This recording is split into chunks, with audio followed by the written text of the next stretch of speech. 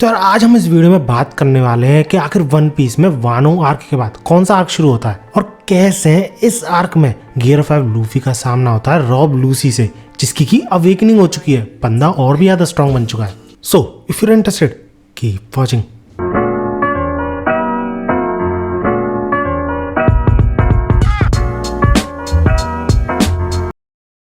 तो यार वानो आर्क में कायदो को हराने के बाद और एक एम्परर का टाइटल मिलने के बाद लूफी अपने क्रू के साथ चल देता है एक और जर्नी की ओर, जिसके के दौरान लूफी मिलता है वेगापंक से। जी हाँ, वही वेगापंक जिसकी की बात पूरी सीरीज में बीच बीच में होती आई है। And for those who don't know, Luffy के क्रू में इस पॉइंट ऑफ टाइम पे जिम्बे भी जुड़ चुका होता है। तो जब स्ट्रॉ हैट्स वानो किंगडम से निकल चुके होते हैं और साउथ ईस्ट की तरफ बढ़ रहे होते हैं, तभी अचानक से वेदर खराब होने लग जाता है, जिससे थोड़ी चिंता तो होने लगती है इन लोगों को। लेकिन क्योंकि भैया ये न्यू वर्ल्ड था, वेदर कभी भी अचानक से खराब हो सकता था, तो ये चीज़ वो नॉर्मल समझते हैं। लेकिन तभी उन्हें अचानक से बीच समंदर में एक अलग ही फिनोमेनन देखने को मिलता है, जिस वजह से ये सी जो था इतना अनस्टेबल था। और क्योंकि इस जाइंट बॉल ऑफ वाटर के पास ज़्यादा देर रुकना खतरनाक हो सकता था, तो नामी तुरंत ही जिम्बे से कहती है कि वहाँ से निकले, यानी उनकी शिप को निकाले। लेकिन तभी लूफी चिल्लाता वेट, कोई उसके अंदर फंसा हुआ है, जिस पर उन लोगों को विश्वास नहीं होता ऑब्वियसली। लेकिन सांजी भी कंफर्म करता है कि नहीं उसके अंदर है, और वो भी एक लेडी। अब तुम्हें पता ही है, जब लेडीज की बात आती है तो सांजी कभी गलत हो ही नहीं सकता, तो इसलिए जोरों तय करता है उस बॉल ऑफ वाटर को काटने की। और ऐसा करने पे बहुत तेज हवा चलती है और चॉपर उड़ जाता है हवा में। इसे पकड़ने के चक्कर में लूफी भी उसके साथ उड़ जाता है, सेम उसी डायरेक्शन में जहाँ पर की वो लड़की फंसी हुई थी उस जायंट बॉल ऑफ वाटर में।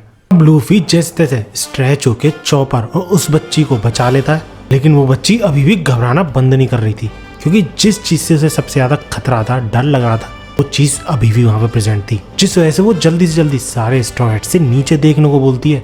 और जब वो ऐसा करते हैं तो उनके नीचे हमें दिखाई देती है एक बहुत बड़ी फिश।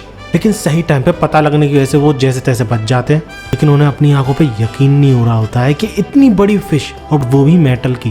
लेकिन दूसरी तरफ लूफी और चॉपर डेविल फ्रूट ईटर से, तो भैया पानी में वो गिर जाते हैं, जिस चक्कर में जिम्बे को उन्हें रेस्क्यू करने जाना पड़ता है। और इसी रीजन की वजह से वो शिप की कमांड फ्रैंकी को दे जाता है, और भैया फ्रैंकी फिर से शिप में प्रेजेंट एक नया टैग दिखाता है, जिसकी हेल्प से वो बहुत स्पीड से उस शार्क से निकल के भाग पाते हैं। लेकिन भैया वो शार्क लिटरली अपने मुंह से एक मिसाइल छोड़ती है, और जो जाके उनकी शिप को हिट भी कर जाती है। दूसरी तरफ जिम्बे ने उन तीनों को रेस्क्यू कर लिया होता है, लेकिन जब वो पानी के ऊपर आता है शिप की उम्मीद में, तो उसे शिप तो नहीं मिलती, लेकिन उसे मिलती है एक शार्क, जो कि उन पर अटैक करने वाली है एक मिसाइल के थ्रू, जिस वजह से जिम्बे उन तीनों से सांस रोकने की बोलता है और तुरंत ही पानी के अंदर डाइव कर जाता है उस अटैक से बचने के लिए। जिसके बाद तुरंत ही वो स्ट्रॉ हैट्स की शिप की तरफ जाने की सोचती है, क्योंकि इस पॉइंट ऑफ टाइम पे सनी यानी स्ट्रॉ हैट्स की शिप पलट चुकी थी और डूब रही थी पानी के अंदर। लेकिन सही टाइम पे वहां पे एक रोबोट पहुंच जाता है, जो उस शार्क पे अटैक करने लग जाता है। इसके बाद हमें अगले ही सीन में लूफी का ग्रुप दिखाया था, वो ग्रुप जो कि डूब रहा था और जिसे जिम्बे बचाने गया था,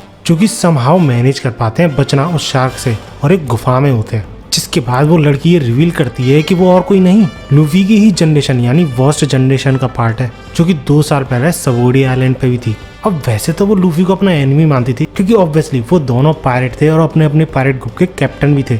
लेकिन स्टिल वो लूफी को थैंक यू बोलती है बचाने के लिए, जिस पे लूफी भी लाइक अरे कोई प्रॉब्लम नहीं है, और अजीब ही हरकतें कर रहा होता है। जिस पे वो लड़की यही सोच रही होती है कि सही में तुम एक एम्परर हो, और तुम्हारे अपीयरेंस का क्या, तुम्हारे पोस्टर में तो तुम पूरे व्हाइट दिख रहे थे, तुम्हारे बाल भी व्हाइट थे, कपड़े भी व्हाइट थे।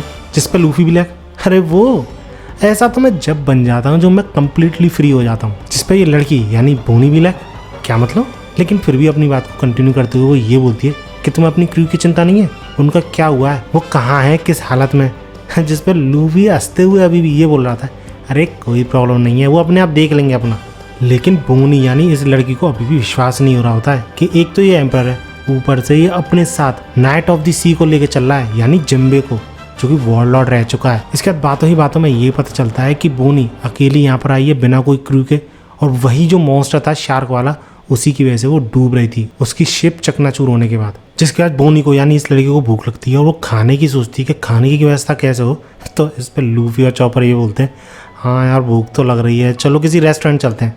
जिस पर बोनी चिल्लाते हुए बोलती है तुम्हें अंदाजा नहीं है कि तुम कहाँ पर हो, ये एक गवर्नमेंट आइलैंड है और इसी आइलैंड पे वेगापंक अपने सारे एक्सपेरिमेंट्स करता है क्योंकि उसकी लैब भी यहीं पर है। और वो ये भी रिवील करती है कि वो वेगापंक की वजह से ही इस आइलैंड पे आई है। जिसके बाद हमें फिर से वही जायंट रोबोट दिखाया जाता है जिसने कि स्ट्रॉ हैट्स की शिप को बचाया होता है, साथ ही साथ उन सभी को बचाया होता है। और उस रोबोट को देख के फ्रैंकी और यूसुफ भी लाइक और यही सरप्राइजेस कम थे उनके लिए, तो उसी रोबोट के अंदर से कोई निकलता है और वो खुद को वेगापंक बोलती है, जिसपे वो सारे खुश। हाँ, उनके खुश होने के रीजन कुछ अलग थे, स्पेशली सांजी के लिए। लेकिन तभी इस सब के बीच रॉबिन सवाल उठाती है कि मैंने कहीं पर भी नहीं सुना था कि वेगापंक एक औरत है, और ऊपर से जो भी कुछ मैंने उसके बारे में सुना है तुम वैसी तो बिल्कुल भी नहीं लगती। जिसपे वो लड़की ये बोलती है, ऑफ कोर्स मैं वेगापंक रियल वाली नहीं हूँ, मैं वेगापंक 2 हूँ, जिसका की नाम है लिलिथ द ईवल। और क्योंकि मेरी रिसर्च में पैसा पानी की तरह बहा जा रहा है, तो जल्दी से जल्दी अपने सारे वैल्यूएबल्स खजाने मुझे दे दो। अब खजाने की बात आई है तो भैया नाम ही तो बोलेगी। तो वो ये बोलती है कि तुमने अभी अभी तो हमें बचाया है और तुम हमसे खजाना मांग रही हो, लूट रही हो हमें एक तरीके से। जिसपे वो लड़की चिल्लाते हुए गुस्सा होते हुए ये बोलती है कि I did not save you, और जहाँ पर तुम खड़े हो वहाँ पे किसी भी शिप का पहुँचना इम्पॉसिबल है। ये सारे बीस्ट मेक श्योर करते हैं कि यहाँ तक पहुँचने से पहले हर शिप डूब जाए। और उस लड़की के ऐसा कहते ही उनके आसपास बहुत सारे सी मॉन्स्टर एक तरीके से जो रोबोट से उन सबको घेर लेते हैं। जैसे देख के फ्रैंकी तो अभी भी एक्साइटेड हो रहा होता है, लेकिन यूसुफ जो कि पहले एक्साइटेड हो रहा था उस रोबोट को देख के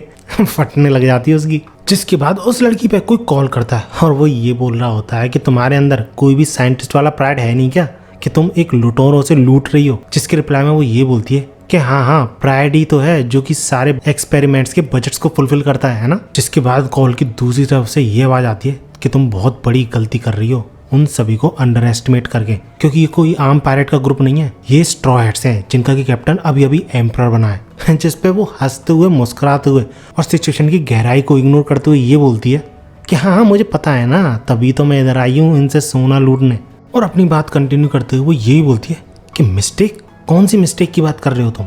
तो इसके रिप्लाई में दूसरी तरफ से ये आवाज आती है कि ध्यान से देखो, शिप पे जो सोर्समैन है ना, तुम उसे भी अंडर एस्टिमेट कर रही हो। उस बंदे का नाम जोरो है और बंदे की बाउंटी है 1.1 बिलियन। और वो इतने सारे रोबोट्स के बावजूद इतनी देर से शांत इसलिए है क्योंकि उसे पता है वो सारे रोबोट्स उसकी रेंज में है, और वो चाहे तो एक इंस्टेंट में उन सबको वहीं के वहीं खत्म कर सकता है, यानी तबाह कर सकता है। और साथ ही साथ उस शिप पे निको रॉबिन भी है, जिसे कि डीमन चाइल्ड भी टाइटल दिया गया है। और ये सब सुन के उस लड़की के पसीने छूटते हैं और उसे तब जाके समझ में आता है कि ये सारे जो खिलखिला रहे हैं, हंस रहे हैं, ये सारे बंदे, ये सब तो डिस्ट्रैक्शन है। असली खतरनाक बंदे तो शांत खड़े हैं। इसके बाद जोरो फुल कॉन्फिडेंस के साथ ये बोलता है, हे वेगापंक, हमारी कुछ डिमांड्स हैं और तुम्हें वो सब सुननी पड़ेंगी और माननी भी पड़ेंगी। जिसके बाद वो कॉल की जो दूसरी तरफ था ना बंदा, वो इस बात से एग्री कर जाता है और उन सबको एगेड आइलैंड पे आने देता है। बंदे को इंटरेस्ट आ गया स्ट्रॉ हैट्स में। इसके बाद अगले ही सीन में हमें लूफी और बोनी वाला ग्रुप दिखाया था जो कि एक दूसरे से बात कर रहे होते हैं एगेड आइलैंड में घुसते समय। और इन्हीं बातों के दौरान लूफी, चॉपर और जिम्बे को ये पता चलता है कि बोनी वेगापंक से मिलने आई है, क्योंकि उसने बोनी के डैड को साइबॉर्ग बना दिया है और उसके डैड को इस हद तक मशीन बना दिया है कि उसके डैड को खुद ही नहीं पता कि वो कौन है। इवन बोनी को भी नहीं जानता उसका डैड है। जिस वजह से वो वेगापंक से मिलके पूछना चाहती थी, क्लियर करना चाहती थी कि क्या उसके डैड अभी भी वापस इंसान बन सकते हैं, एटलीस्ट कॉन्शियसनेस वापस आ सकती है उनकी। जिसके बाद वो एगेड आइलैंड पे पहुंच जाते हैं। उन्हें काफी सारी चीजें देखने को मिलती हैं। One of them is hologram, और उन्हें एक वेगापंक भी देखने को मिलता है जो कि फिर से एक दूसरा वर्जन थी वेगापंक का, नेम्ड एज वेगापंक 6 एटलस, जिस पर लूफी और चॉपर भी लाइक। इसके बाद हमें न्यू वर्ल्ड में ही एक गवर्नमेंट की शिप दिखाई जाती है जो कि एगेड आइलैंड की तरफ बढ़ रही होती है। और इस शिप में CP0 एजेंट्स ट्रेवल कर रहे होते हैं। और तुम शॉक हो जाओगे ये जान के कि CP0 में इस पॉइंट ऑफ टाइम पे लूसी और काकू थे।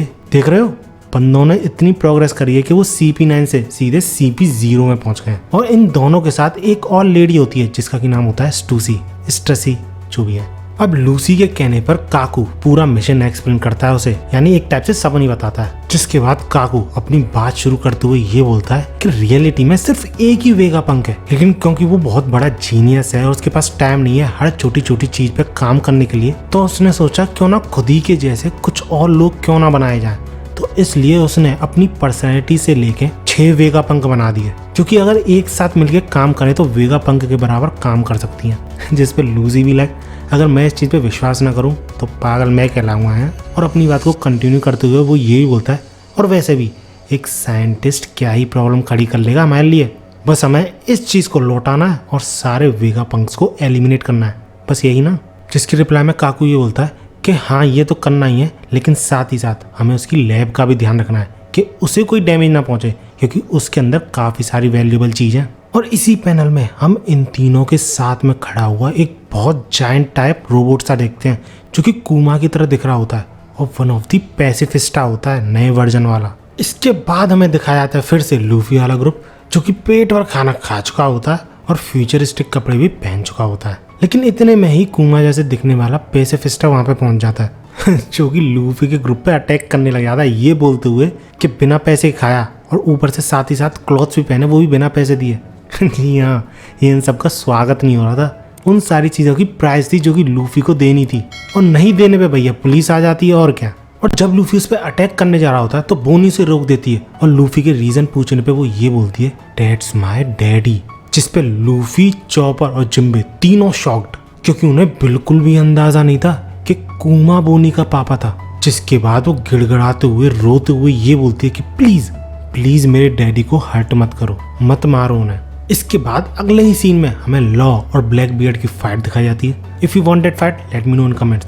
लेकिन इसी फाइट के बाद हमें वापस लूफी का ग्रुप दिखाया जाता है, जिसमें कि लूफी बुढ़ापा बन चुका होता है, साथ ही साथ चॉपर भी, और जिम्बे काफी छोटा बन जाता है एज अ चाइल्ड। और ये सब और कौन कर सकता था, बोनी करती है, सो डैट पैसिफिस्टा उन्हें रिकॉग्नाइज ना कर पाए और अटैक ना करे। इसके बाद जिम्बे, जो कि पहले वॉरलॉर्ड रह चुका है, सब कुछ एक्सप्लेन करने की कोशिश करता है कुमा के बारे में, जो भी वो जानता है कि कैसे पहले कुमा एक किंगडम का राजा था, लेकिन लोगों ने उसे राजा की पदवी से उतार दिया, जिस वजह से वो पायरेट बन गया। और कुछ टाइम बाद वो अपने आप को रिवॉल्यूशनरी आर्मी के साथ भी जोड़ लिया था, लेकिन इसी दौरान उसे नेवी ने कैप्चर कर लिया था और उसे लाइफ टाइम इम्प्रिजनमेंट की सजा सुनाई थी। लेकिन यहाँ एंट्री होती है वेगापंक की, जो कि कुमा की लेटेंट एबिलिटीज और मसल्स से काफी ज्यादा इम्प्रेस था और उन पर रिसर्च करना चाहता था। तो इसलिए कुमा को ऑप्शन दिया जाता है कि वो अपनी बॉडी पर रिसर्च होने दे और साथ के साथ उसे वॉरलॉर्ड की तरह भी काम करना पड़ेगा। अब ये सब सुनने के बाद बोनी ये बोलती है कि मेरे फादर कभी भी ऐसे नहीं थे और उन्होंने रिवॉल्यूशनरी आर्मी इसलिए ज्वाइन करी थी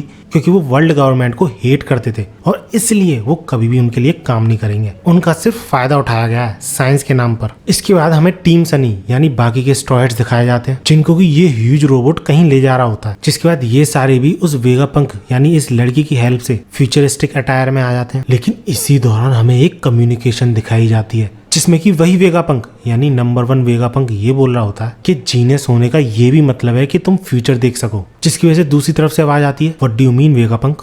इसके रिप्लाई में नंबर 1 वेगापंक ये बोलता है कि मुझे ऐसा लगता है कि मेरी मौत मेरी तरफ बढ़ रही है। तो दूसरी तरफ से इसी का रिप्लाई आता है, ए क्या यार जोक्स मार रहा है, क्या मजाक कर रहा है, बिल्कुल भी फनी नहीं लग रहा है। लेकिन इस बात को कंप्लीटली इग्नोर करते हुए ये वेगापंक बोलता है, आई एम सीरियस और मैं चाहता हूँ जो मैं बोलने वाला हूँ वो तुम ध्यान से सुनो। ड्रैगन यानी समझ रहे हो, ये बंदा लूफी के पिताश्री से बात कर रहा है। इसके बाद फिर से हमें वही बाकी के स्ट्रॉयड्स दिखाए जाते हैं, जिनके के साथ ये वेगापंक काफी फ्रेंडली बिहेवियर शो कर रही होती है, पता नहीं क्यों। अब भैया बंदे तो सारे एक्साइटेड थे, तो ऐसा ही करते करते वो उन्हें पहला फुसला के एक कमरे में ले जाती है और अचानक से गायब हो जाती है। लेकिन वहां पे उनका एनकाउंटर होता है सेराफिन 4th से, जो कि बिल्कुल डिट्टो जिम्बे की तरह दिख रहा होता है अगर उसके चाइल्डहुड की फोटो देखी जाए तो। लेकिन जब वो सब पूछते हैं कि तुम कौन हो, तो जिम्बे इसके रिप्लाई में कुछ भी नहीं बोलता और सीधे अटैक करना शुरू कर देता है उन सब पर। और क्योंकि वो बीम वाला अटैक करता है, तब जाके उनको समझ में आता है कि ये एक पैसिफिस्टा है।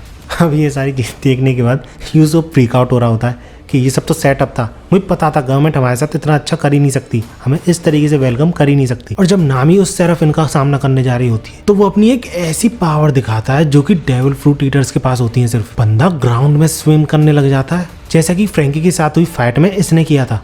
और ये चीज देख के वहां पे प्रेजेंट सब शॉक हो जाते हैं और इतनी देर में वो सेराफिन मौका देखते ही नामी को जकड़ लेता है, यानी गले से पकड़ लेता है, जिसपे भैया अपना सांजी फ्रीक्ड आउट हो जाता है और एक बहुत ही तगड़ी किक के साथ उसे दूर फेंक देता है। लेकिन इस बात से निको रेवन भी काफी ज्यादा गुस्सा होती है और वो भी तुरंत ही अटैक करने की कोशिश करती है उस पर बिना मौका दिए। लेकिन वो फिर से अपने स्विम करने की एबिलिटी के थ्रू रॉबिन के बिल्कुल सामने पहुंच जाता है और फिशमैन कराटे के थ्रू अटैक करने वाला होता है रॉबिन पे, लेकिन सही टाइम पे ऊसोप उस पर अटैक करके उसे रोक देता है। लेकिन सरप्राइजिंगली वो अचानक से उन सभी के सामने से गायब हो जाता है और यूसुफ को पीछे से पकड़ लेता है, जो देख के सांजी को चिंता तो होती है, लेकिन फ्रैंकी यूसुफ से बिल्कुल भी ना हिलने की बोलता है, क्योंकि बंदा अपना अटैक तैयार कर रहा होता है उस पर लॉन्च करने के लिए, जो की थी रेडिकल बीम।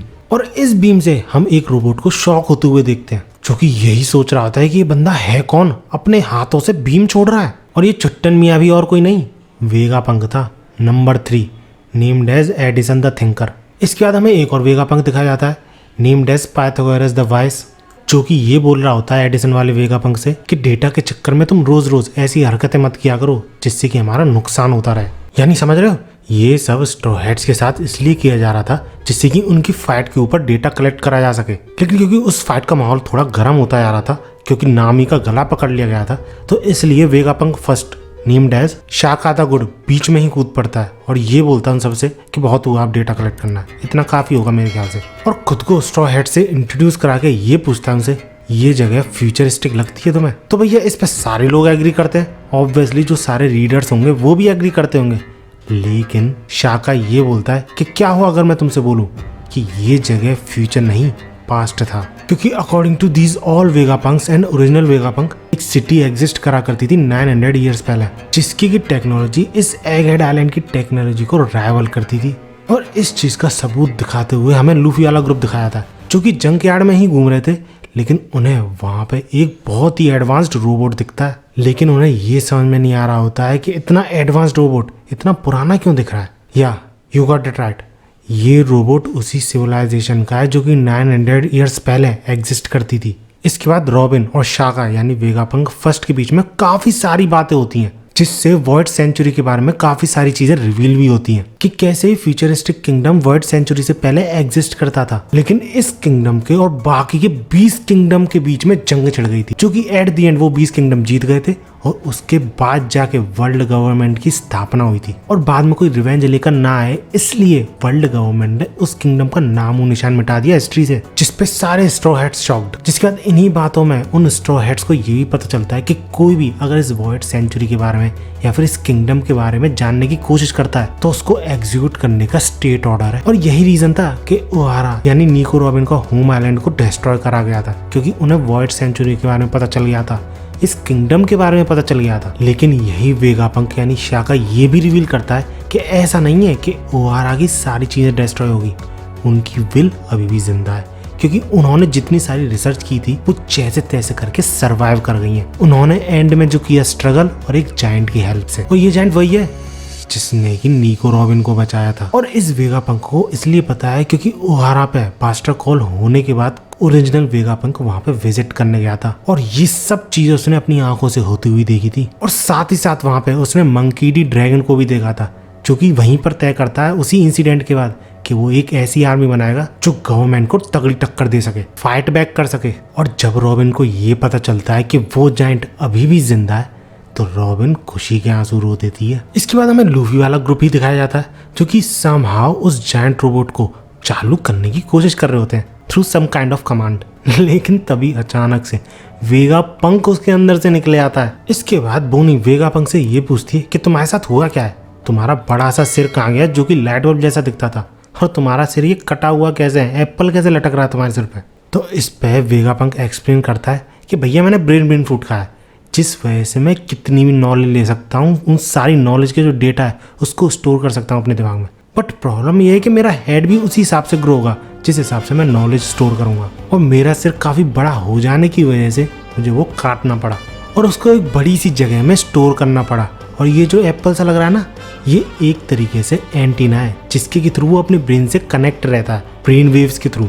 और फिर वो सारे अपने वेगापंक्स के बारे में बताता है कि उन सारे वेगापंक्स में मेरी एक एक पर्सनैलिटी ढंग से एस्टेब्लिश्ड है, यानी स्टोर्ड है, और उन सबों को अगर मिला दिया जाए तो एक पूरा मैं बन जाता हूँ। लेकिन मेरी सारी पर्सनैलिटीज़ को 6 वेगापंक में बांटने की वजह से जो इफिशियंसी है वो 6 टाइम्स बढ़ जाती है। और ये सारे वेगापंक्स पंक रिकॉर्ड यानी वेगापंक के ब्रेन से कनेक्टेड थे, और जो वो पूरे दिन में सीखते हैं सारे पंक रिकॉर्ड में स्टोर कर देते हैं एक साथ। अब भैया बोनी का पारा तो पहले से चढ़ा हुआ था, तो वो तुरंत ही वेगापंक पे बीम सेवर रख देती है और उससे ये कहती है कि तुरंत ही मेरे फादर को वापस ठीक करो, और अगर तुमने नहीं किया तो लेकिन वेगापंक डरते डराते ये बोलता है कि बोनी ये तो डिफेक्टिव है, अगर तुमने ज़्यादा देर तक इसे ओपन रखा तो बहुत सारे इंसेक्ट्स आ जाएंगे। और इतना कहता है ये बंदा कि इंसेक्ट्स आ भी जाते हैं, जिससे बोनी बेहोश हो जाती है, लिटरली जाग दे जाती है अपने मुंह से। इसके बाद वेगापंक थोड़ी बहुत उस जायंट रोबोट की बात करता है कि कैसे इस रोबोट ने 200 ईयर्स पहले रेड लाइन पे चढ़कर होली लैंड पे अटैक कर दिया था, यानी मैरी जोज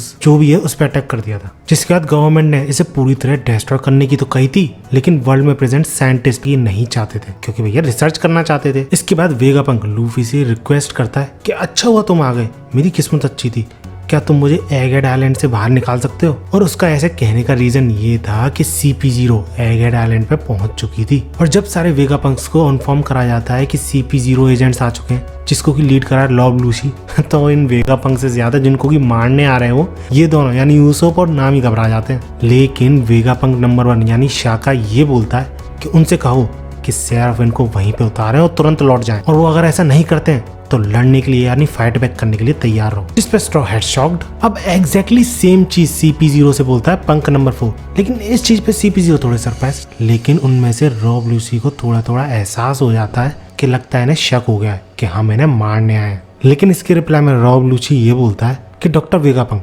तुम्हारे आइलैंड के आसपास जो गवर्नमेंट शिप डिसअपियर हुई हैं उनके बारे में तुम क्या कहना चाहोगे। जिस पे वेगापंक भी लाइक डिसअपियरेंस क्या मतलब, कहना क्या चाहते हो तुम। जिसके बाद रॉब लूसी ये बोलता है कि 2 महीने पहले CP5 की जो शिप थी वो गायब हो गई थी, उसके बाद 1 महीने पहले CP7 की हुई, और 1-2 हफ्ते पहले CP8 की भी शिप गायब हो चुकी है। आखिर ये चल क्या रहा है, क्यों कोई भी गवर्नमेंट शिप वापस नहीं लौट पा रही है एगहेड से। भैया इस चीज पे वेगापंक डेविल वाली भड़क जाती है और ये बोलती है क्या मतलब, क्या बोलना चाह रहा, हमने वो शिप्स गायब करी हैं, चुपचाप यहाँ से निकल लेनी। अब रॉब लूसी इस सब के बाद ये डिसाइड करता है कि हम इस शिप को यहीं छोड़ देंगे और इस सेराफिन की मदद से एगहेड आइलैंड पे जाएंगे। जिसके बाद हमें वापस लूफी वाला ग्रुप दिखाया जाता है, जहाँ पे वेगापंक एक्सप्लेन कर रहा होता है कि क्यों उसे अपने एगहेड आइलैंड से बाहर जाना है जल्दी से जल्दी। और इसके पीछे का रीजन वो ये बताता है कि साइंटिफिक एक्सपीरियंस करते हुए, रिसर्च करते हुए वो वॉइड सेंचुरी के ज्यादा ही डीप में चला गया और काफी कुछ जान गया, जिस वजह से गवर्नमेंट उसे इरेज करना चाहती है,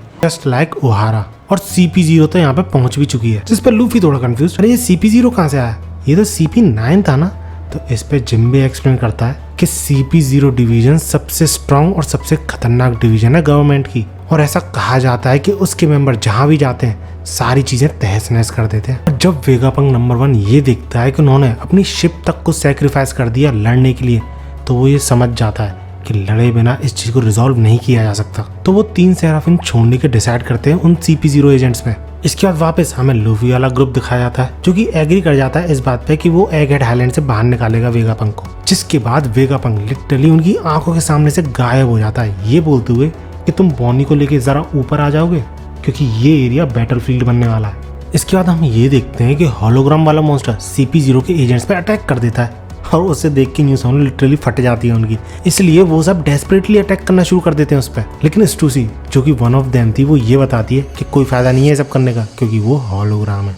इसके बाद काकू यहाँ पर भी नहीं रुकता, वो ये बोलता है कि बादलों के ऊपर क्या है और ये लाइन सी क्या बन रही है इसके आसपास, और ऐसा कहते हुए वो तुरंत ही उसी डायरेक्शन में जाने लगता है। लेकिन उसके वहाँ पे पहुँचने के बाद और एक्सप्लोर होने के बाद स्टसी या फिर स्टूसी ये बताती है कि ये इस आइलैंड का फ्रंटियर डोम है, और कोई भी अगर इसे पास करता है बिना कोई इजाजत के तो उस पर ऑटोमेटिकली अटैक होने लग जाते हैं। अब ये सब होने के बाद CP0 के एजेंट यही बोलते हैं, अरे भैया ये सारी चीजें पहले ही बता दिया करो। इतने में वहां पे वन ऑफ द वेगापंक पहुंच जाती है, जिसे की सिचुएशन के बारे में पता ही नहीं होता है कि कितनी डेंजरस चल रही है वहां पे। अब इस पे वेगापंक नंबर 1 मना तो करता है कि नहीं मत जाओ, तुम्हारे बस के बाहर है वो सिचुएशन, लेकिन तब तक बहुत देर हो चुकी होती है, क्योंकि रॉब लूची ऑलरेडी उस पर अटैक कर चुका होता है और सिर्फ एक अटैक में उसे वहीं की वहीं डिस्ट्रॉय कर देता है। इतने में गैस व्हाट, वहां पर एंट्री होती है लूफी की। इसके बाद रॉब लूची और लूफी एक दूसरे को देख के काफी ज्यादा सरप्राइज हो जाते हैं क्योंकि उन दोनों को ये अंदाजा नहीं था कि वो दोनों एक दूसरे से यहाँ पर मिलेंगे। लेकिन लूफी उससे तुरंत ही पूछता है कि तुम यहाँ पर क्या कर रहे हो पेजन गाय। तो इसके रिप्लाई में लूसी ये बोलता है कि तुम्हें पता नहीं क्या ये एक गवर्नमेंट आइलैंड है। तब जाके लूफी को समझ में आता है, रियलाइज होता है कि अरे हाँ हम आउट ऑफ द प्लेस है ना यहाँ पे।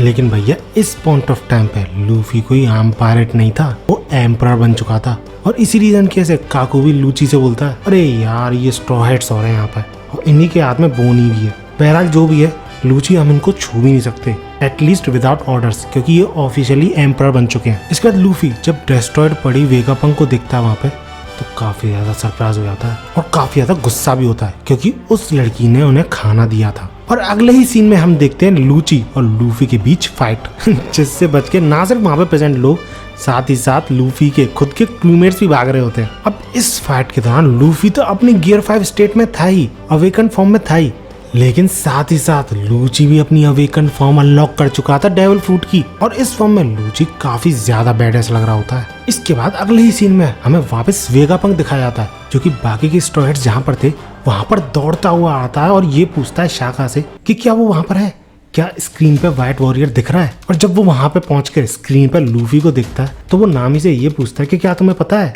इस बंदे की पीछे की स्टोरी, यानी लूफी के ट्रांसफॉर्मेशन के पीछे की स्टोरी। तो इसके रिप्लाई में नामी ये बोलती है कि वैसे तो हमें ढंग से पता नहीं है, लेकिन गम गम फ्रूट की तो पावर है ना ये। जिस पे वेगापंक बड़ी ही अजीब तरीके से ये बोलता है नामी से, क्या मजाक कर रही हो यार। डेट्स फनी, क्योंकि इस नाम का डेविल फ्रूट पुरानी इंसाइक्लोपीडिया में है ही नहीं, यानी गम गम फ्रूट प्रेजेंट ही नहीं है इंसाइक्लोपीडिया में। जिसपे वो सब थोड़ा सरप्राइज कि क्या बोल रहे हो, लूफी तो हमेशा यही चीज बोलता हुआ आया है। और इसके बाद वेगापंक ये रिवील करता है कि बड़ी ही अजीब बात है, क्योंकि एंशिएंट बुक में जो लिख रखा है उसके अकॉर्डिंग ये बिल्कुल उस गॉड की तरह दिख रहा है। और भाई साहब ये पढ़ते समय तो मेरे भी रोंगटे खड़े हो रहे थे। और अपनी बात को कंटिन्यू करते हुए वो ये भी बोलता है कि मैं बात कर रहा हूँ वॉरियर ऑफ लिबरेशन की, सन गॉड नीका की। जिस पे नामी भी लाइक, भैया हमने तो कभी ऐसा नाम कोई सुना नहीं। तो इसके रिप्लाई में वेगापंक ये भी बोलता है कि कैसे सुनोगी, क्योंकि ये नाम हिस्ट्री से ही वाइप आउट करा जा चुका है। तब बातों के दौरान हमें ये भी दिखाया जाता है कि लूफी हंसते हंसते फाइट कर रहा होता है लूसी के साथ, जो कि अवेकन फॉर्म में है अपनी। और इसी के बाद वेगापंक रुकता नहीं है, बंदा डेविल फ्रूट्स के बारे में बकता ही चले जाता है। लेकिन इसी दौरान दूसरी तरफ लूची और लूफी की बहुत तगड़ी फाइट चल रही होती है, जिसमें कि वो दोनों एक दूसरे को बहुत तगड़ी टक्कर दे रहे होते हैं। लेकिन जहां लूची अपना पूरा जोर लगा रहा होता है, वहीं लूफी हंसते हंसते मार रहा था उसकी। बंदा एम्परर भैया ऐसे ही थोड़ी बन गया है। इसके बाद उसी लोकेशन पे एंट्री होती है सेंटोमारू की, जो कि अपने साथ एक नहीं, दो नहीं, 3 सेराफिम्स लाया होता है। और वेगापंक को ग्रैंडपा वेगापंक बोलते हुए उससे ऑर्डर पूछते कि करना क्या है। जिसपे ऑब्वियसली वहां से ऑर्डर आता है कि CP0 के एजेंट्स को भगाओ यहाँ से। जिसपे सेंटोमारू थोड़ा कंफ्यूज हो जाता है कि भैया अगर मैं ऐसा करूंगा तो मुझे ट्रेटर नहीं बुलाया जाएगा। जिसके रिप्लाई में दूसरी तरफ से आवाज आती है वेगापंक की, अच्छा बेटा अब तुम ऐसा करोगे, तुम्हें याद नहीं तुम्हारी क्या स्थिति थी जब मैंने तुम्हें जमीन से उठाया था, तुम भूखे मरने वाले थे। मतलब कुल मिलाकर सेंटोमारू को इमोशनली ब्लैकमेल करा जा रहा है वेगापंक के थ्रू, और बंदा हो भी जाता है। लेकिन इसी बीच CP0 का एजेंट काकू अपने साथ खड़े सेराफिम से ये बोलता है, चलो उसके पास 3 है, हमारे पास 1 ही सही, हमारा वाला कम से कम 1 को तो ठिकाने लाएगा। और इसी चीज का वो उसे ऑर्डर भी देता है। लेकिन स्ट्रेसी इस चीज पे ये बोलती है कि कोई फायदा नहीं है काकू, यहाँ पर हम हैंडीकैप है। क्योंकि जैसे ही सेंटोमारू उस सेराफिम को जो कि CP0 के साथ खड़ा था उसे ऑर्डर देता है, तो वो सेंटोमारू का ऑर्डर मानता है, ना कि काकू का, और CP0 पे ही अटैक करने लग जाता है। क्योंकि अथॉरिटी के ऑर्डर में सेंटोमारू ऊपर आता है इन सब से, इस वजह से काकू का ऑर्डर ओवरराइड हो गया। इसके बाद वापस हमें लूची और लूफी की फाइट दिखाई जाती है, जिसमें लूफी कंप्लीटली डिस्ट्रॉय कर रहा होता है लूची को। One of his attack is, बंदा जमीन में मुक्का मारता है, उसे प्लास्टिक की तरह स्ट्रेच करता है और लूची के ठीक नीचे से उसका मुक्का आता है और उसे पील के रख देता है। और इस चीज का नाम रखता है लूफी मोल पिस्टल। इसके बाद सेंटोमारू सारे सेराफिम्स को ऑर्डर देता है कि स्ट्रॉ हैट की मदद करे वहां से इवैक्यूएट होने में। इसके बाद हमें लूफी का और सेंटोमारू का छोटा सा इंटरेक्शन दिखाया जाता है, जिसके दौरान सेंटोमारू ये पूछता है लूफी से, क्यों मैं स्ट्रॉ हैट, तुम क्या सही में ग्रैंडपा पंक की मदद करने वाले हो? तो इस पर लूफी खिलखिलाते हुए ये बोलता है, हाँ और क्या, क्योंकि उसने ही हमसे मदद मांगी है। लेकिन तभी इसी चीज का मौका देख के लूची सेंटोमारू पर अटैक कर देता है, क्योंकि सेराफिम्स को ऑर्डर करने के बाद बहुत बुरी हालत हो गई थी उन CP0 एजेंट्स की, और उस सब के पीछे सेंटोमारू था। लेकिन अगर उसे मार दिया जाए तो वो सारे सेराफिम्स उनकी सुनेंगे।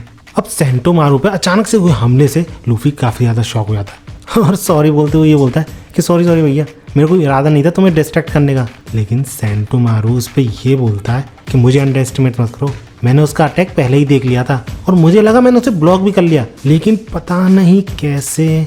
और इतने में ही लूची बोल पड़ता है, you are tough but I need you out of the picture. क्योंकि जब तक सेंटोमारू कॉन्शियस है वो सेराफिम्स को ऑर्डर नहीं दे सकता। इतना कहते हुए लूची सेंटोमारू पर बहुत तगड़ा अटैक करने ही वाला होता है, लेकिन तभी बीच में आया था लूफी अपने तगड़े अटैक के साथ लेकिन इस अटैक की वजह से वो चक्री की तरह घूमने लग जाता है और चाहते हुए भी रुक नहीं पा रहा होता है। जिस पे चॉपर जिम्बे बोलते तो हैं कि लूफी इस साइड चलो, हमें उस साइड जाना है, जल्दी से यहाँ से निकलना होगा।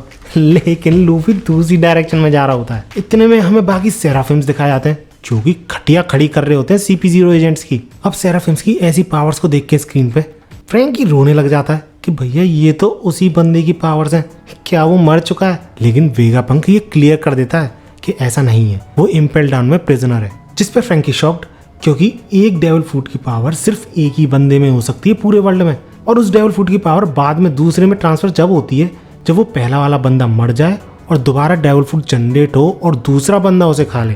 यानी वेगापंक ने डेविल फूड को भी क्लोन करना शुरू कर दिया है। लेकिन वो ये चीज क्लियर कर देता है कि अभी तक सिर्फ जोन फूड्स को ही वो आर्टिफिशियली बना सकता है। और वेगापंक बड़ी ही श्योरिटी के साथ यही बोलता है, इतना ही नहीं, मैं स्पेशल डेविल फूड्स को भी क्लोन कर सकता हूँ, उनको भी आर्टिफिशियली बना सकता हूँ, लेकिन उसके लिए जो रिसोर्सेज चाहिए वो इस वक्त मेरे पास नहीं है। वेगापंक ने लोजियस फ्रूट का ट्राई करा था लेकिन वो कुछ ज्यादा ही ट्रिकी थे, इसलिए वो ऐसा नहीं कर पाया। और उसके बाद उसने पेरेमीसिया का भी ट्राई करा जिसके वो डेविल फूड्स तो नहीं बना पाया, लेकिन उसके ऑल्टरनेटिवली उसने एक तरीके का ब्लड बना लिया जिसके के through devil food power infuse करी जा सकती है किसी भी मशीन में। और उस ब्लड को वो ग्रीन ब्लड बोलता है जो कि सारे सेराफिम्स में दौड़ रहा है। जिस वजह से वेगापंक बड़ी ही कॉन्फिडेंटली ये बोलता है, हिस्ट्री में मोस्ट पावरफुल बींग्स के नाम से भी जाने जाएंगे, इतने ज्यादा पावरफुल हैं। इसके बाद हमें वापस लूजी दिखाया जाता है जो कि फिर से सांटोमारू पे अटैक करने की कोशिश करता है, लेकिन अगेन लूफी वहां पे पहुंच जाता है और बंदा लूजी को निगलने की कोशिश करता है जिससे लूजी काफी ज्यादा शॉक हो जाता है। जिसके बाद लूफी ने जो पत्थर खाए थे वो एक बुलेट की तरह उस पर फेंकना शुरू करता है और जब तक रॉब लूची उनसे बचता तब तक लूफी खुद को लॉन्च कर चुका होता है एक गुलेल की तरह और पूरी ताकत के साथ लूची पे बहुत तगड़ा अटैक करता है, जिस वजह से बंदा अनकॉन्शियस होते हुए यही सोच रहा होता है, व्हाट इनसेन पावर। अब इस पॉइंट ऑफ टाइम पे सारे सेराफिम्स स्ट्रॉ हैट्स के लिए रास्ता बना चुके होते हैं और वहां से स्ट्रॉ हैट्स निकल जाते हैं। डेट्स इट, आज की वीडियो यहीं तक। अगर वीडियो अच्छी लगी तो लाइक जरूर करना है, ऐसी ही वीडियोस के लिए मेरे चैनल को सब्सक्राइब जरूर कर लेना। टारगेट रखते हैं इस वीडियो का 8000 लाइक्स, और अगर ये टारगेट पूरा होता है तो इसी आर्क का दूसरा पार्ट भी आएगा, तो इसलिए लाइक जरूर करना इफ यू वांट। मिलते हैं अगली वीडियो में और भागो।